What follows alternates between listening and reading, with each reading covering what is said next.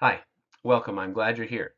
This workshop is called A Practical Guide to Mastering Your Money, and that's exactly what it is. Practical, no fluff, no jargon just for the sake of it. By the end of part one, you'll have a real understanding of how budgeting actually works and a framework that you can start using immediately. So let's get into it. So, who am I and why should you care what I have to say? Honestly, I'm just a regular person. I've made some solid money decisions in my life, and I've made some expensive ones, the kind you don't forget. And at some point, I had to stop guessing and actually learn how the financial system works. I'm not a financial advisor. I don't have letters after my name. What I have is real world experience, and I'm here to share what I wish someone had told me earlier. Look, this isn't a credentials contest. This is a real world workshop. You don't need to be a pilot to warn somebody that a plane crash hurts. You just need to have been paying attention. What we're covering today are the realities of budgeting, the right order for dealing with debt versus investing, how accounts like TFSAs, RRSPs, RESPs actually work, and the traps that catch people in real estate. This is the stuff that I had to learn the hard way, and you don't have to. Here's what we're walking away with today: a better understanding of how financial systems actually work, and more importantly, why they work that way. The language to ask smarter questions when you're talking to a bank, an advisor, or anyone trying to sell you something. A clear, honest way to compare renting versus owning without the guilt trip in either direction. A money order of operations, so you stop doing things out of sequence. And a real, usable monthly budget framework. These aren't vague concepts, these are tools. Let's start with the most misunderstood word in the personal finance: budget. A budget is not a punishment, it's about restriction, it's about clarity. The whole point is to give every dollar a job. When your money has direction, you stop leaking it. And when you stop losing sleep, wondering where it went. Peace of mind isn't about having a ton of money, it's about knowing you have a plan. That's what a budget gives you.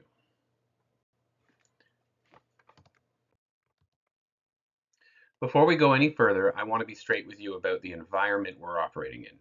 Banks profit from your deposits. Financial advisors often earn a percentage off the money they manage for you. And salespeople create urgency to get you to act before you think. None of that makes these people evil. Profit motive isn't a conspiracy, it's just business. But it does mean that their advice can be biased towards their interests and not yours. Banks actually offer great tools: high interest savings accounts, tax free accounts, but they rarely explain how to maximize them. That's what we're going to do. Know the incentives, then you can navigate the system.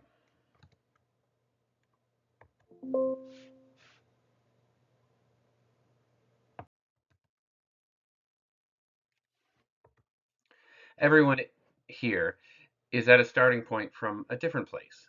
That's completely normal and nothing to be embarrassed about.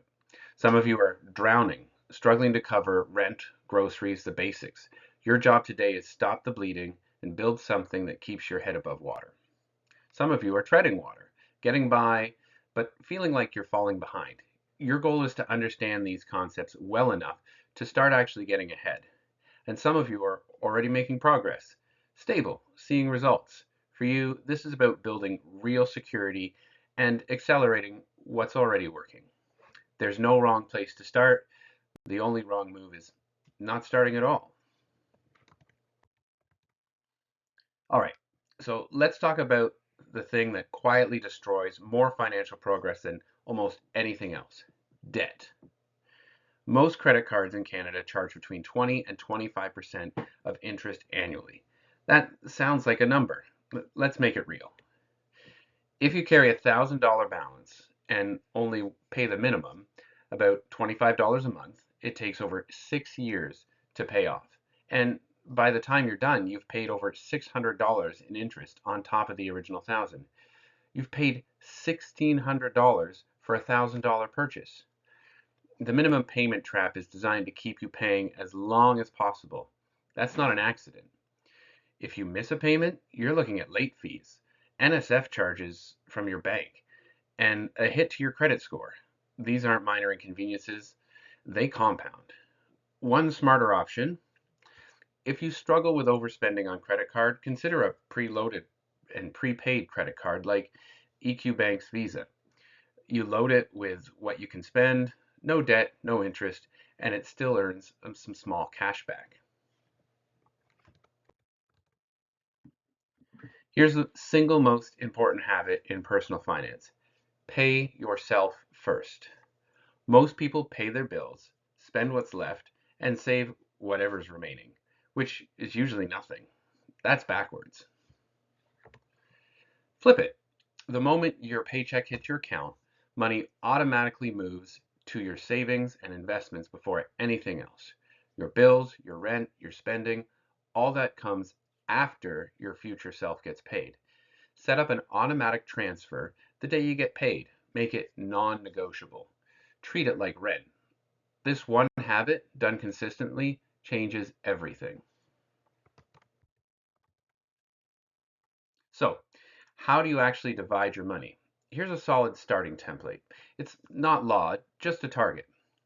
75% goes into your living expenses, housing, utilities, transportation, food, everything it costs to live your life. 15% goes into investing, building your long-term wealth. We'll get into what that looks like shortly. And 10% goes to savings, your short-term goals, your emergency fund. Now, if you look at this and rent alone is 60% of your income, don't panic. The numbers are a direction, not a requirement. The goal is to be intentional about where your money goes, even if it's not perfect yet.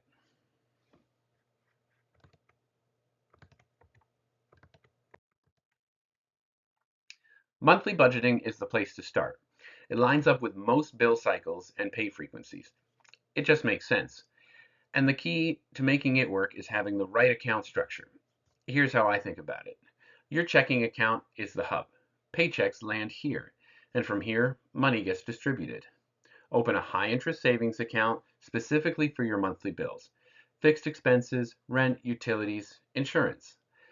It sits here and you get paid automatically. The money earns a little interest while it waits.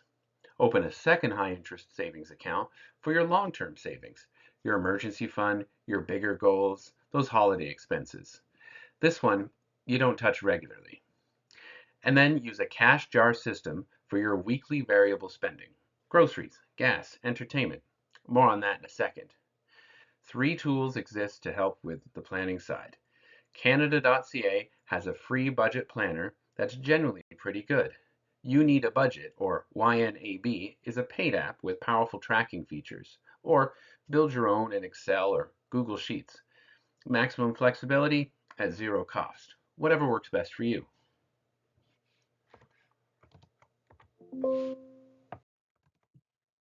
Here's something that most budgeting advice skips over. You're going to make a mistake.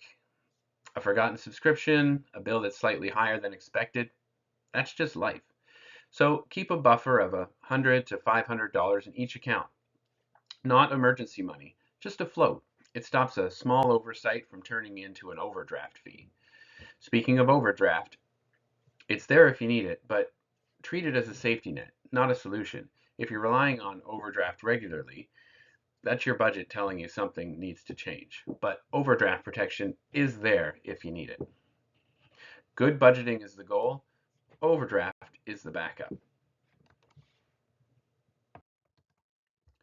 This one sounds old-fashioned because it is, and it works. The jar system was popularized by the show Till Debt Do Us Part. The idea is simple: withdraw cash from your variable spending categories every paid period. Put that cash into labeled jars. Common jars like groceries, toiletries, transportation, gas, entertainment, and eating out. A personal spending jar. Guilt-free money that's yours with no questions asked. And I like to have a miscellaneous buffer jar. When the jar is empty, you stop spending in that category. There's no app, there's no overdraft, there's no rationalizing. The jar is empty. You're done. Cash has a physiological weight, and a card swipe doesn't. You feel it leaving. That's a friction point. Now, I want to be direct about this. If you're carrying high interest consumer debt, that's your financial priority right now. Not investing, debt first. Always pay the minimums on everything. Protecting your credit score matters. But the real goal is getting to zero on high interest debt. Credit cards, lines of credit, payday loans. These are wealth destroying emergencies. Tackle the highest interest rates first. That's where you're bleeding the most. And if you're juggling multiple debts, look into consolidation. A lower interest line of credit or a professional debt consolidation service can simplify the payments and reduce what you're losing to interest. I'll say it plainly, you cannot out-invest a 22% credit card. Pay it off first.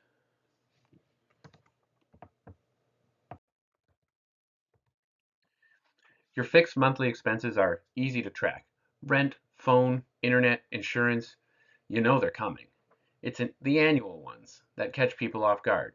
Streaming subscriptions, software renewals, car registration, a gym membership, property taxes. Here's the rule. If it's annual, it's still monthly. Take the full annual cost, divide it by 12, and set that amount aside every single month. Your car registration isn't a surprise in November. It's $12 a month obligation you've been ignoring. Treat it that way. Every purchase has two costs: the amount of money and the hours of your life you traded to earn it. If you're earning $18 an hour after tax, a $15 fast food meal could cost you almost an hour of your life. Was it worth it? Sometimes, yes, but you should be making that decision consciously. 5 streaming services at $15 each is $75 a month, roughly 4 hours of work just to pay for content you might not even be watching. Try rolling subscriptions instead. Subscribe to one, binge it, cancel it, move on to the next. Here's one that people often overlook. Call your internet or phone provider and threaten to cancel. That one call, maybe an hour of your life, can save you $15 to $20 a month. Over a year, that adds up to $240 after tax savings. Show me a job that pays that well for 1 hour of work. And if you grocery store at 2 stores to save $20 a week, that 30 extra minutes is worth more time per hour than most overtime.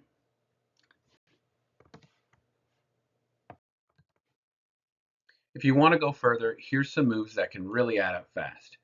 Free ad-supported streaming services like Pluto TV and Tubi have a surprising amount of content at zero cost.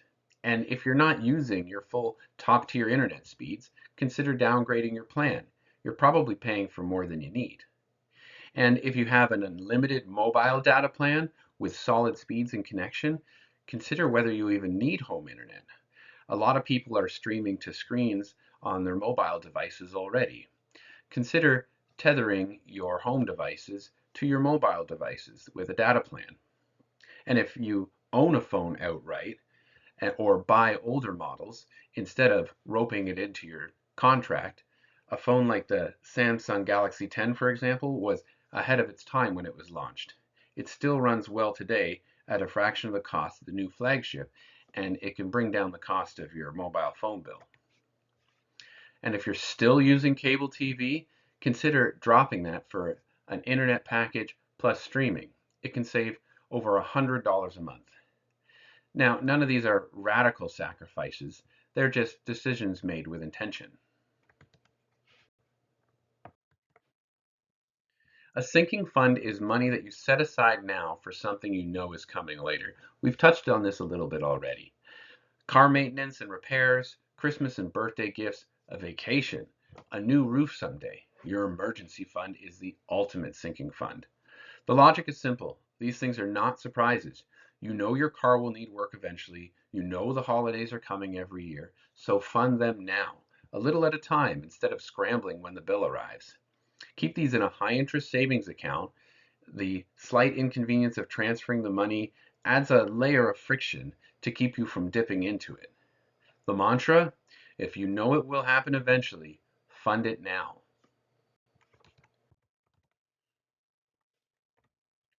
We've covered a lot of ground. Now, let's see if it's all working together. What we're about to walk through is a real world budget that uses every concept we've discussed: income streams, fixed versus variable expenses, a debt repayment strategy, and sinking funds. The goal isn't to look exactly the same for your situation, it's to give you a live model you can adapt to. Pay attention. Here's how the pieces connect. This is the blueprint. Cut this slide out.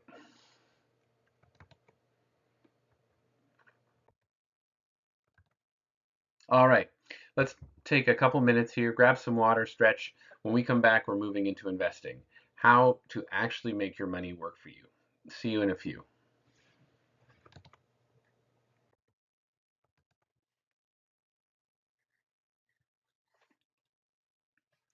Okay, we're on to part two. We're shifting gears now from managing your money to growing it.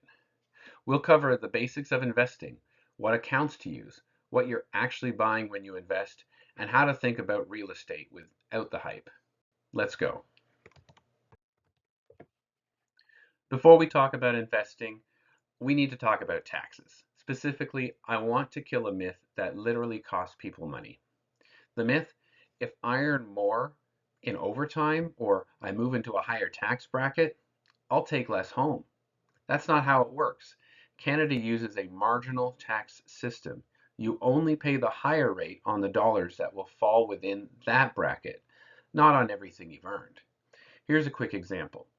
The first roughly $57,000 of your income gets taxed at the lowest federal rate. Every dollar above that, to about 114,000, gets taxed at the next rate, but only those dollars, not your whole income. Earning more always leaves you with more money after tax. Always. The bracket only taxes the extra dollars at the higher rate. Here's why this connects directly to your RRSP. Every dollar you put into an RRSP reduces your taxable income. So if you're sitting near the top of a tax bracket, an RRSP contribution can push some of your income back into the lower bracket, which means a bigger tax refund at the end of the year. This is one of the most effective tax strategies available to regular Canadians. Not complicated, not a loophole, just using the system the way it was designed. Investing sounds rational on paper. In practice, it's deeply emotional. When something is hyped, a hot stock, a trend everybody's talking about, excitement kicks in and people buy at the worst possible time, at the top. When the market drops, and it will drop, fear kicks in and people panic sell, locking in losses right before the recovery. These are human reactions. They're also the most common ways people lose money. The number one rule: do not invest in stocks with money you cannot afford to lose. If you need this money in the next 1 to 3 years, it does not belong in the market. Your strategy has to be stronger than your emotions. We'll talk about how to build that. Of all the mistakes you can make in investing, starting late is the most expensive. The reason is compound interest, and it's generally one of the most powerful forces in personal finance. Here's what compound interest means: your returns start earning their own returns. Your money makes money, and then that money makes money. The longer this process runs, the more dramatic the results.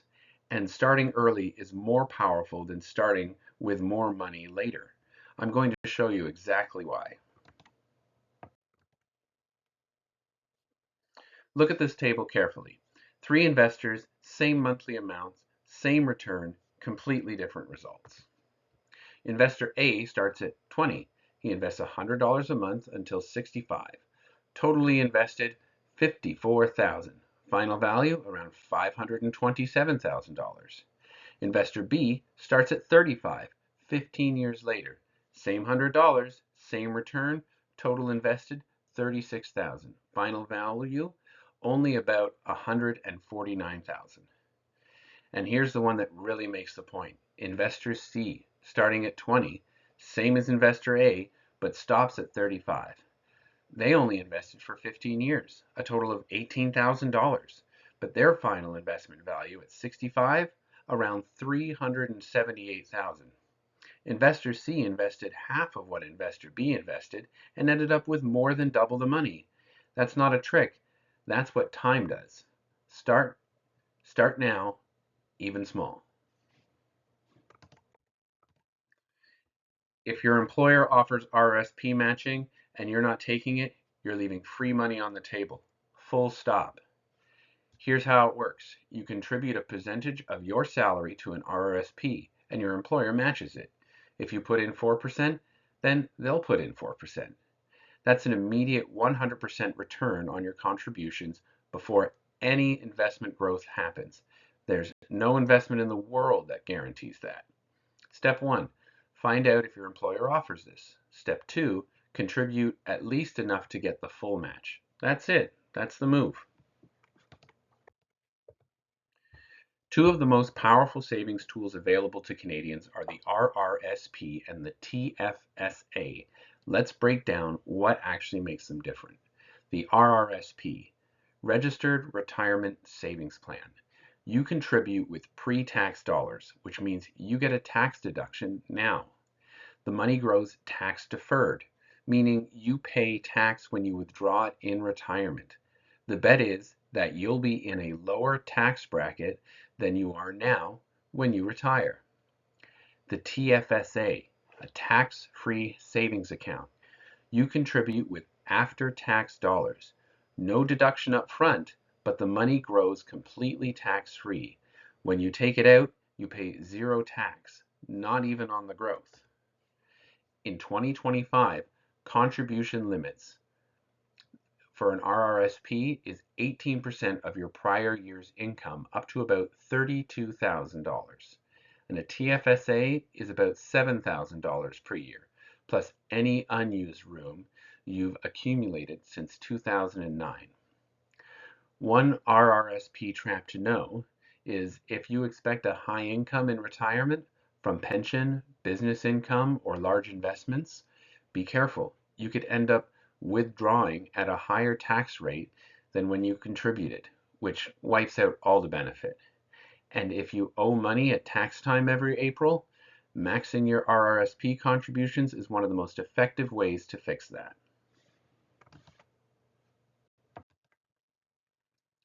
If you have kids, this one's worth paying close attention to. The RESP, Registered Education Savings Plan, is a savings account designed for a child's post-secondary education, and the government literally gives you money for using it. The Canadian Education Savings Grant matches 20% of what you contribute, up to $500 per year per child. Contribute $2,500, the government adds $500. The lifetime limit on this grant is $7,200 per child. For lower income families, the Canada Learning Bond adds up to $2,000 with no personal contribution required. Just opening the account qualifies you. And here's something most people don't know. Post-secondary doesn't mean university. Programs as short as 3 weeks can qualify. That could be a trade, a certification, or a short course. If your kid doesn't use it for school, the options for what they do with the money are broader than most people think. Open the account, get the free money.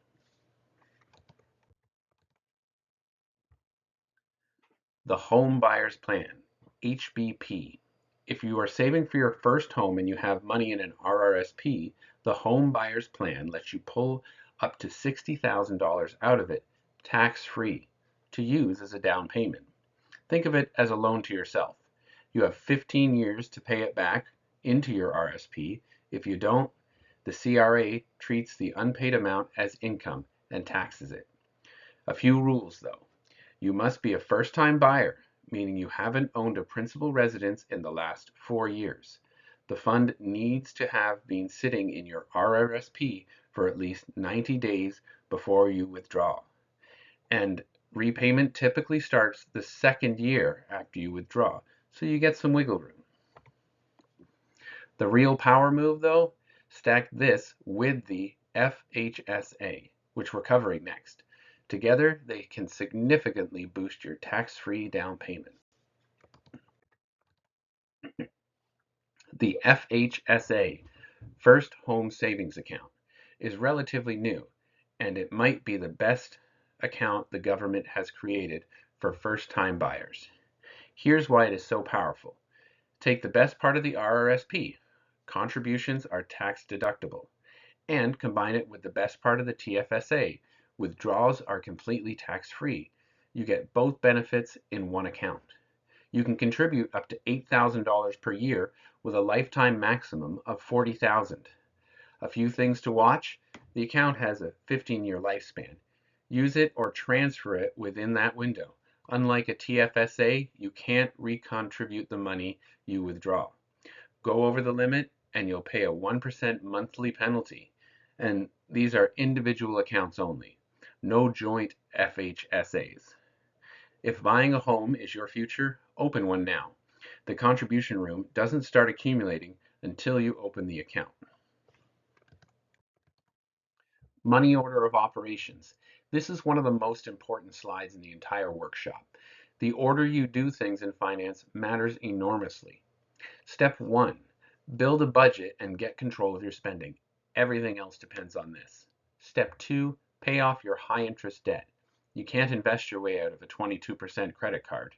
Step 3, build a 3 to 6 month emergency fund in a high interest savings account.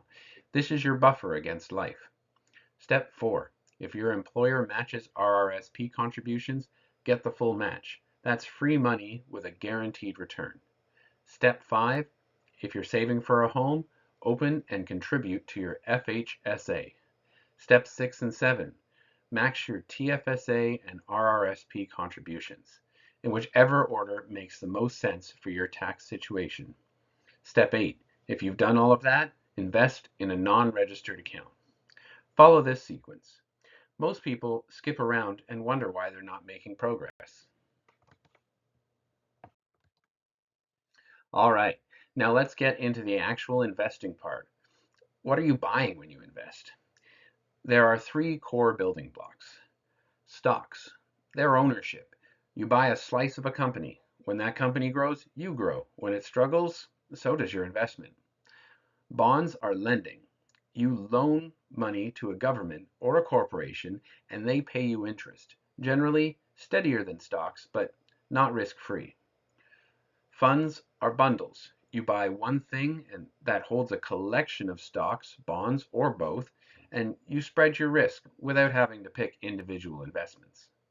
These 3 things in different combinations are the foundation of almost every investment portfolio in the world.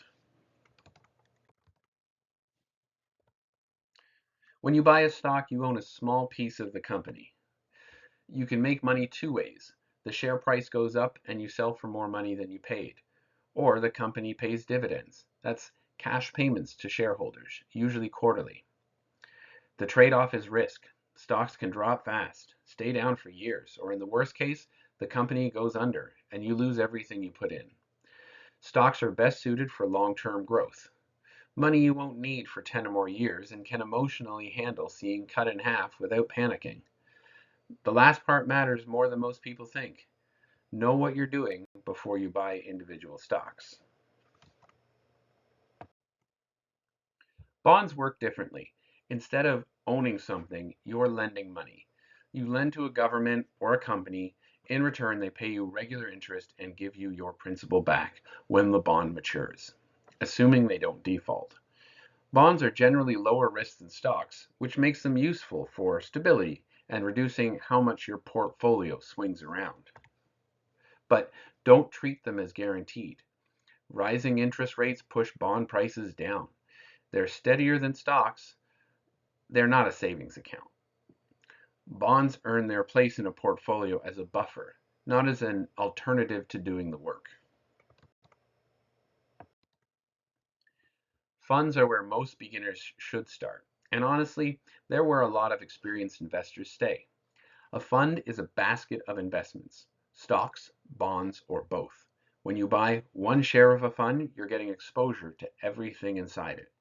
There are 2 main types. ETFs, exchange traded funds. They trade like a stock throughout the day and typically have very low fees. Mutual funds are priced once per day and often come with higher fees. The major benefit: instant diversification. One purchase, hundreds of holdings. We're going to dig deeper into why this matters. Investing and trading. These two words get used interchangeably, but they're not the same thing. Investing is a long-term game. You buy quality assets, ideally broad market ETFs, hold them, and let time and compounding do their work. The strategy is time in the market. Trading is a short-term job. You're buying and selling frequently, trying to profit from price fluctuations. The goal is timing the market. Here's the hard truth. Timing the market consistently is something that even professional fund managers fail at. If you're trading without a written plan, strict risk management rules, and real education, you're not trading. You're gambling. Invest, don't trade. At least not until you actually know what you're doing. I'm going to say something that might surprise you in a workshop about stocks and accounts. The highest return asset you will ever own is your own earning ability. Increasing your skills leads to increasing your income, which leads to increasing how much you can invest.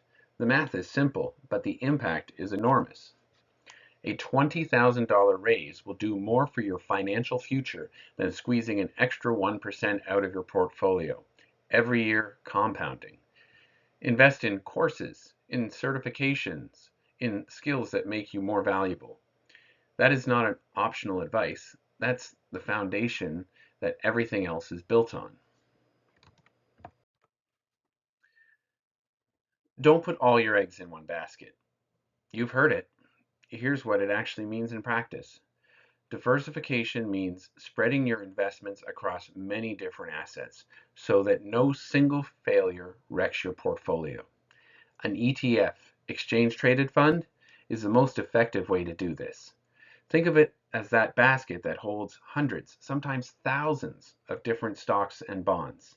When you buy one share of a broad market ETF, you instantly own a small piece of the entire Canadian, American, or global economy, depending on which ETF you choose. Low cost, low effort, and here's what makes it compelling.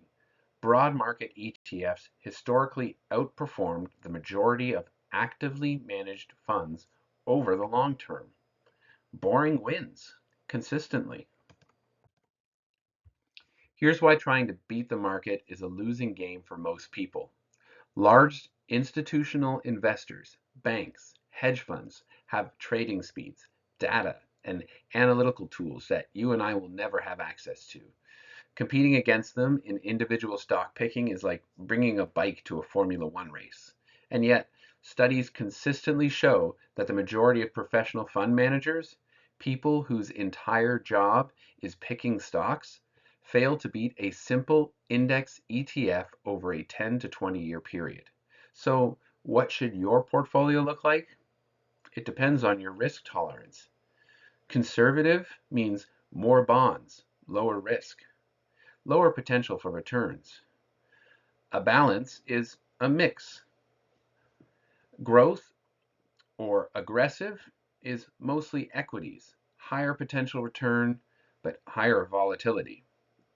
Pick your lane based on your timeline and how much you can stomach watching your portfolio drop without selling. Once you know what to invest in, you need somewhere to do it. Here are your options. Traditional banks, TD, RBC, BMO, they're all familiar. You can walk in and talk to someone, but the downside, they'll often steer you towards their own mutual funds, which carry management fees of 1.5 to 2.5% per year. That sounds small, but over decades, it's a massive drag on your returns. Online brokers like Questrade or Wealthsimple, they offer the same register account types like TFSAs, RRSPs, RESPs, FHSA, with fees that are dramatically lower. Some ETFs even cost nothing to buy. Now, there's three approaches based on how hands-on or hands-off you want to be. One are your employer group RRSPs. contributions that come off your paycheck automatically, and your employer may match them. It's very hands-off. 2. Robo-advisors like Quest Wealth. The platform builds and rebalances a portfolio of low-cost ETFs for you. Low fees, minimal effort. 3. The self-directed. You choose and manage your own investments. Maximum control, lowest fees, but it requires that you know what you're doing. Start where you're comfortable, but know what you're paying.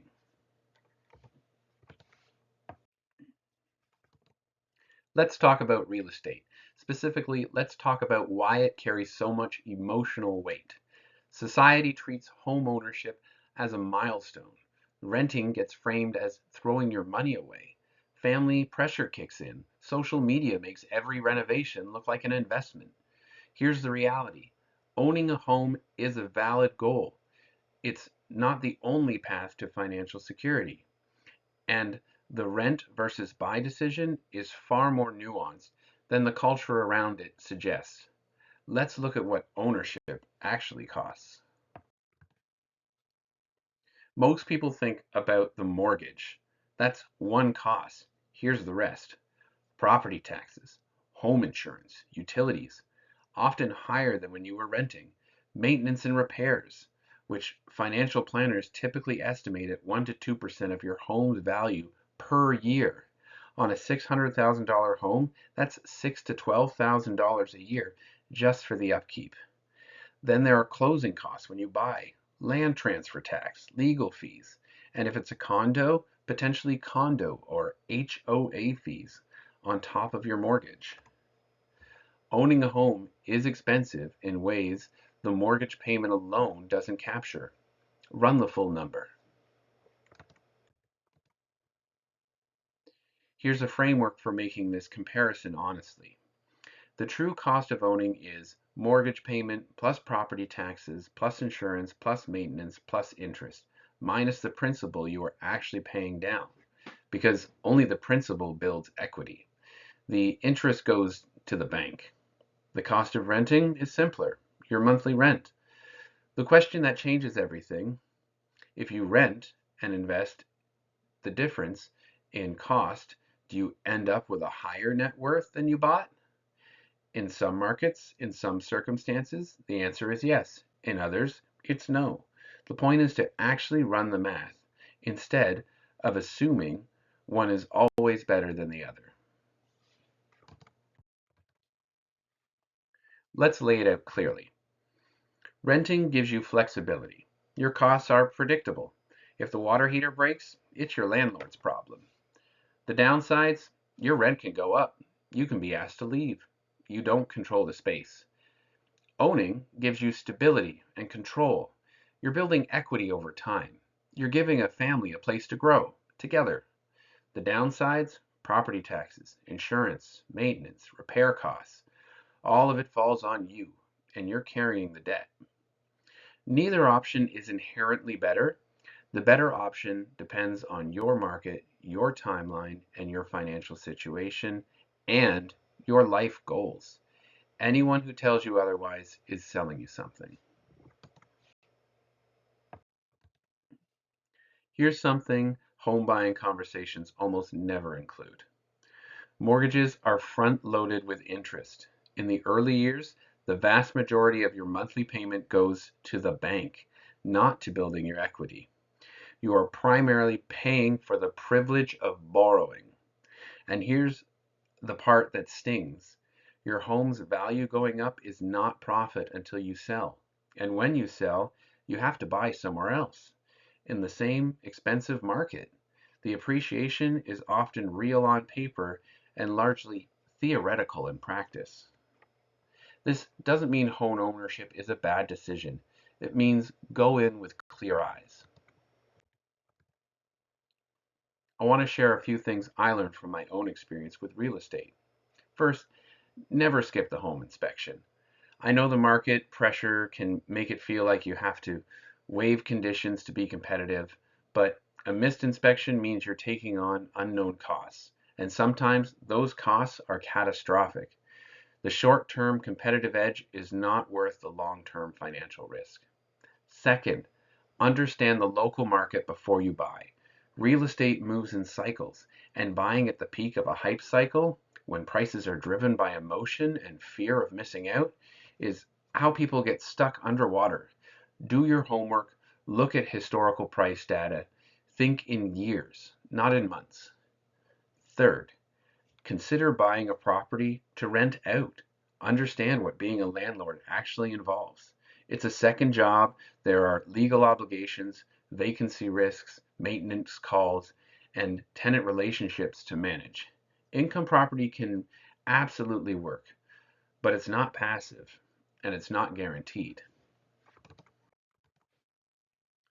Everything I've shared with you today is built on a foundation of other people's work.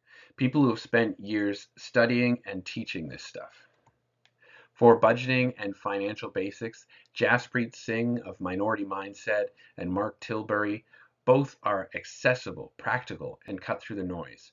For investing fundamentals, Felix Pren from Goat Academy, Charlie Plattis from Zip Trader, and Stocked Up are all worth your time once you're ready to go deeper.